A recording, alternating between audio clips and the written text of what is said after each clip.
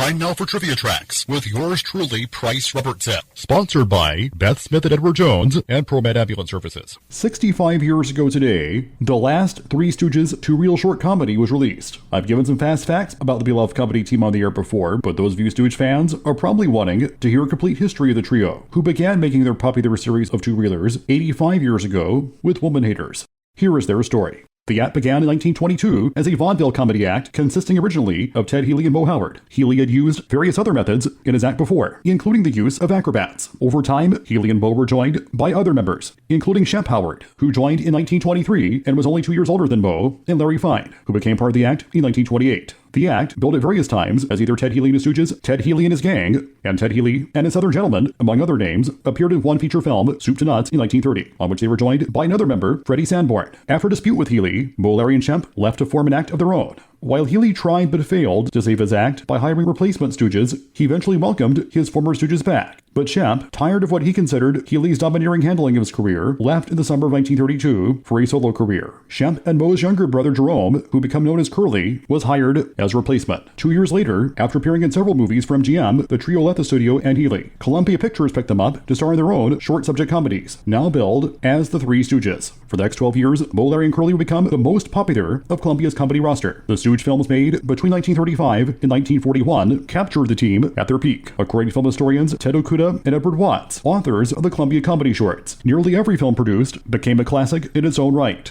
With the onset of World War II, the Stooges released several entries that poked fun at the rising Axis powers. You Nasty Spy and its sequel, I'll Never Heil Again, lampooned Hitler and the Nazis at a time when America was still neutral. The trio put on occasional supporting roles in feature films, though generally they stuck to just short subjects because Mo believed their firebrand style of humor worked better in short form. Most of the Stooges' peers had either made the transition from shorts to feature films, like Laurel and Hardy and the Ritz Brothers, or starring their own features from the onset, like the Marx Brothers and Abbott and Costello. In 1935, Columbia proposed to star them in their own full-length feature, but Mo rejected the idea. However, a decade later, the trio would headline the musical western Rockin' in the Rockies, the only Stooges feature-length film with the Mo, Larry, Curly lineup in starring roles. Now, in regard to whether or not the Stooges ever received a raise, there were some modest increases, as seen in some W-2 statements that now belong to the archives of the Stoogeum, the official Three Stooges Museum in Ambler, Pennsylvania. The trio's circa $20,000 to cover the 6 weeks per year they spent at Columbia, which would be $360,000 today, counting inflation. Not bad for 6 weeks' work. As part-time contract players, they were also on par with the kind of money full-time Columbia contract players like Gene Arthur and Glenn Ford were receiving. $20,000 divided by 6 weeks times 52 weeks equals $173,000. However, the trio did not take a pay cut when the stock footage remakes of their shorts began in the early 50s and their workload decreased. By 1946, Curly's hard living had caught up with them, and on May 6th that year, toward the end of filming the short Half-Woods Holiday, he suffered a debilitating stroke that forced him to retire. Shep returned, reconstituting the original lineup until his death in November 1955, reportedly from a cerebral hemorrhage, which had taken Curly's life 3 years earlier. Devastated, Mo considered disbanding the act, but both he and Larry were still under contract to Columbia Pictures. Supporting player Joe Palma was used as a stand-in for Shep to complete 4 Shep-era shorts under contract. The procedure of disguising one actor as another, outside of stunt shots, became known as the fake Shep. It wasn't long before comedian Joe Besser, who was also under contract to Columbia, joined as the third Stooge. Besser made 16 Three Stooges shorts, released between 1957 and 1959. Although Columbia shut down the shorts department toward the end of 1957, Sappy Bullfighters, the last Stooge short in release order, would not reach theaters until June 1959. Flying Saucer Daffy, released a little over a year earlier, was the last short to be filmed. By that time, Besser left the act to tend to his ill wife. Screen Gems, Columbia Pictures TV subsidiary and distribution unit, then syndicated the Stooge shorts to television.